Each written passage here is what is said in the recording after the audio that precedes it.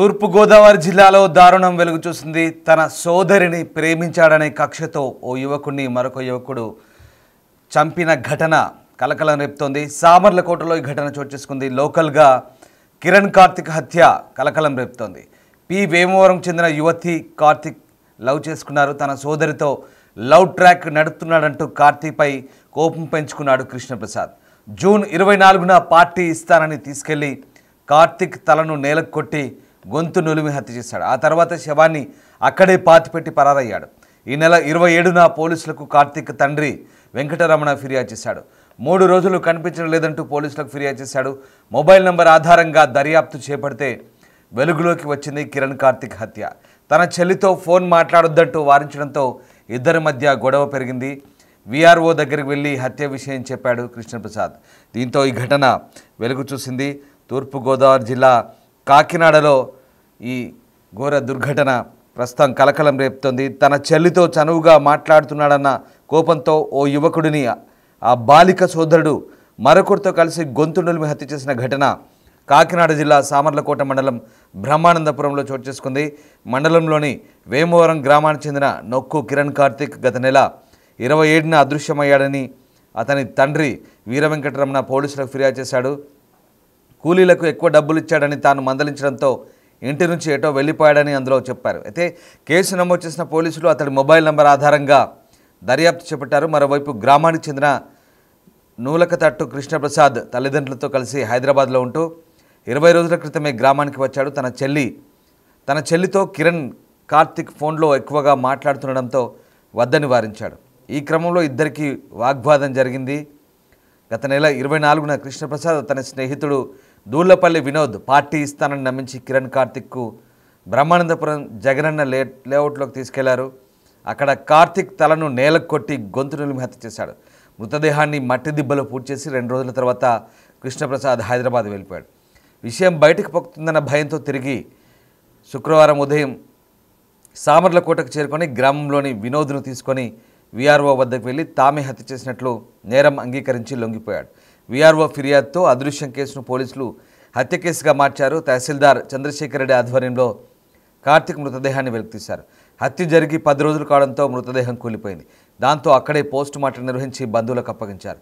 తమ కుమారుడి హత్యకు కారకులైన వారందరినీ శిక్షించాలని తండ్రి వీర వెంకటరమణ, తల్లి స్వరూప కన్నీరు మున్నీరుగా విలపిస్తూ డిమాండ్ చేశారు. దీంతో ఈ హత్య ఘటనతో ఒక్కసారిగా సామర్లకోటలో కలకలం రేగింది. ఒక యువకుడు మరొక యువకుని తన సోదరిని ప్రేమిస్తున్నాడన్న కోపంతో దారుణంగా పిలిచి మరీ నమ్మించి హత్య చేసిన ఘటనతో ఒక్కసారిగా కలకలం రేపింది. కిరణ్ కార్తిక్ను పార్టీకి అని పిలిచి మద్యం పట్టించి ఆ లేఅవుట్లో చంపి పాతిపెట్టాడు కృష్ణప్రసాద్, అతని స్నేహితులు.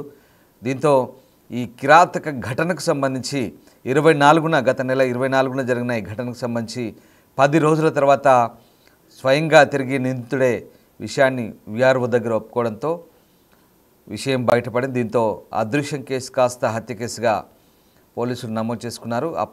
తన కుమారుడు కిరణ్ కార్తిక్ కనిపించలేదంటూ ఫిర్యాదు చేసిన తల్లిదండ్రులు విషయం బయటకు తెలియడంతో కన్నీరు మున్నరయ్యారు. మొత్తం మీద ఈ ఘటన స్థానికంగా కలకలం రేపింది. ఒక్కసారిగా తూర్పుగోదావరి జిల్లా సామర్లకోటలో జరిగిన ఈ ఘటనతో లోకల్గా అలజడి రేగిన పరిస్థితి. అయితే నిందితులను కఠినంగా శిక్షించాలంటూ తల్లిదండ్రులు కోరుతున్నారు. తమ కుమారుణ్ణి రకంగా హత్య చేసిన నిందితులను ఎట్టే పరిస్థితిలో వదిలిపెట్టదంటూ కోరుతున్నారు. ఇక ఈ ఘటనకు సంబంధించి జిల్లా పోలీసులు స్పందించారు. ఘటన ఎలా జరిగింది, ఘటన జరిగిన తీరు సంబంధించి పోలీసులు మాట్లాడారు. ఒకసారి చూద్దాం. 24/6/2025 11 గంటలకి వేమవరం నొక్కు వీర వెంకటరమణ గారు వచ్చి వాళ్ళ అబ్బాయి మిస్ అయ్యారని కంప్లైంట్ ఇచ్చారు. ఆ కంప్లైంట్ మీద కేసు రిజిస్టర్ చేశాము. ఆ కంప్లైంట్ ఆ ఫిర్యాదు సారాంశం వాళ్ళ అబ్బాయి ఇంటర్మీడియట్ సెకండ్ ఇయర్ ప్రెజెంట్ ఖాళీగా ఉంటారు. ఆ తల్లితో పాటు జిజిస్ కింద లేబర్ వర్క్ చేయించుకుంటారు. దానికి లేబర్ వర్కర్స్ని తీసుకువెళ్తూ ఉంటారని చెప్పేసి ఆ వర్కర్స్కి డబ్బులు ఇచ్చే విషయంలో కూడా కొంచెం లెక్క సరిగ్గా చూసుకోకుండా ఇచ్చాను. దాని మీద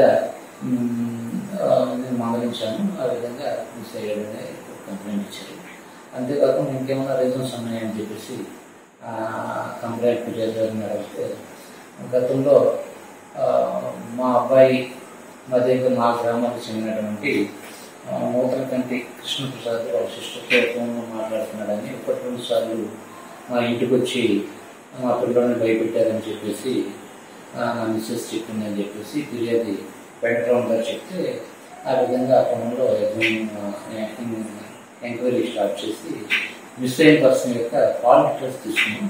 కాల్ డీటెయిల్స్ తీసుకుంటే ఆ కాల్ డీటెయిల్స్లో కూడా కొంతమంది క్లాస్మేట్స్ అమ్మాయిలతోనూ ఆతో మాట్లాడినట్టు కొంత ఐడెంటిఫై చేసింది.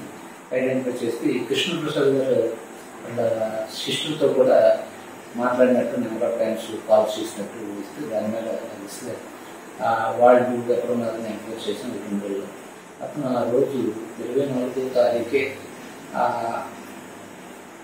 ఈ కిరణ్ కార్తిక్ని వాళ్ళ ఫ్రెండ్ సహాయంతో 24వ తారీఖు నైట్ 9 గంటలకి ఆ ఊళ్ళో పికప్ చేసుకుని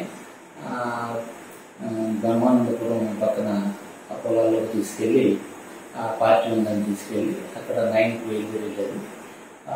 9కి వెళ్ళిన తర్వాత అక్కడ వాళ్ళు చిన్న పార్టీ అన్న క్వాలిటీలో అతను తీసుకెళ్ళి అక్కడ డిస్కషన్ స్టార్ట్ చేశారు. నువ్వు మా చెల్లి అంతా పడుతున్నావు అని చెప్పేసి తెలిసింది, మా చెల్లితో మాట్లాడుతున్నావు అని చెప్పేసి ఈ కృష్ణప్రసాద్ అంటే నా ఇష్టం, నేను పడతాను, మీ చెల్లి మాట్లాడుతున్నాను అడుగుతున్నాను కదా మిస్సింగ్ పర్సన్. దాని మీద ఆవేశం 2 కలపడ్డారని దాని మీద ఈ కృష్ణప్రసాద్కి తోడు తీసుకెళ్ళినటువంటి ఆ ఫ్రెండ్ వినోద్ గారు ఉన్నారు. 2 కాళ్ళపళ్ళు తల మీద కూర్చుని నేరకేసి తల బాధినట్టు, అలాగే పీకి చంపేసినట్టు, చనిపోయినట్టు. అదే రాత్రి అతన్ని అక్కడే లేఅవుట్లోనే పక్కన మట్టి దిబ్బలు ఉంటే ఆ మట్టి దిబ్బలు ప్రయాణం మట్టి దిబ్బలు ఉన్నాయి, దాని మధ్యలో పొందు తీసి పాతి పెట్టేసి ఎవరు తెలియనట్టు మళ్ళీ విలేజ్ గ్రామం వెళ్ళిపోయారు. అదే విషయం వెళ్ళిపోయిన తర్వాత మరుసటి రోజున అతను ఈ కృష్ణప్రసాద్ వాళ్ళ అమ్మ నాన్న హైదరాబాద్లో హౌస్ కీపింగ్ వర్క్ చేసుకుంటూ ఉంటారు.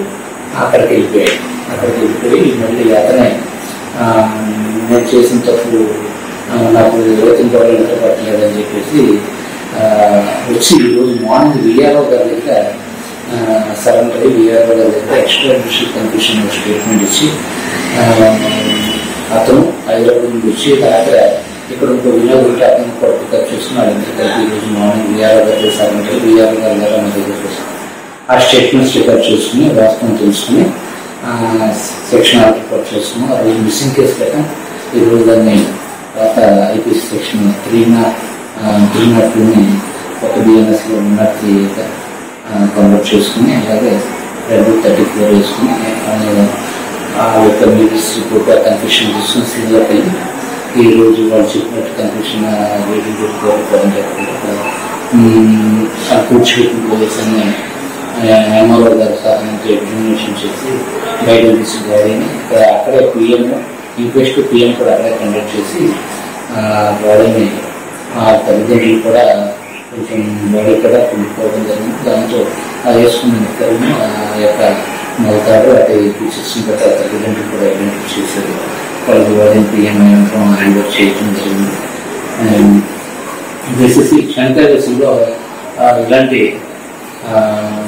జరుగుతాయి కాబట్టి ఉంటే పెద్దలుగా దృష్టిలో పెట్టి వేరే పోలీస్ స్టేషన్ వచ్చి పరిష్కరించుకోవాలని చిన్న విషయం అని చెప్పి తెలియజేస్తున్నాం. వీళ్ళిద్దరు కూడా గతంలో కూడా ఈ ముద్దాయిలు ఎవరైతే పార్టిసిపేట్ చేశారో గతంలో కూడా ఇటువంటి కేసులు వరకు మా రికార్డ్స్ ప్రకారంగా ఆన్లైన్లో కూడా చెక్ చేశాం. ఇదేంటంటే వాళ్ళ చెల్లిని వెనక పడుతున్నాడు, ఆ చెల్లి యొక్క జీవితం పాడైపోతుంది, ఆ ఆవేశంలో ఈ విధంగా గడిగాను నన్ను కొట్టాడు అని ముద్దాయి సంతోషంగా ముద్దాయి చెప్పడం జరిగింది. క్షణికావేశంలో ఏదైనా జరగడానికి అవకాశం ఉంది కాబట్టి ఈ విధంగా పెద్ద దృష్టిలో కానీ పోలీసుల దృష్టిలో పెట్టాలని ఈ మధ్యాహ్నం గౌరవం ఉండాలని తెలియజేస్తాను. సరే, ఈ దర్యాప్తులో మీకు ఉన్న పాత కక్షలు అలాంటి ఏమైనా ఉన్నాయో తెలిసిందండి? దీంట్లో ఈ శ్రీరామంలో ఆ గ్రామంలో అక్కడ కాలేజీలో ఇటువంటి ప్రీవియస్ కూడా ఇప్పుడు ఏ కేసులు రాలేదు. లాస్ట్ 10 months చేసింది.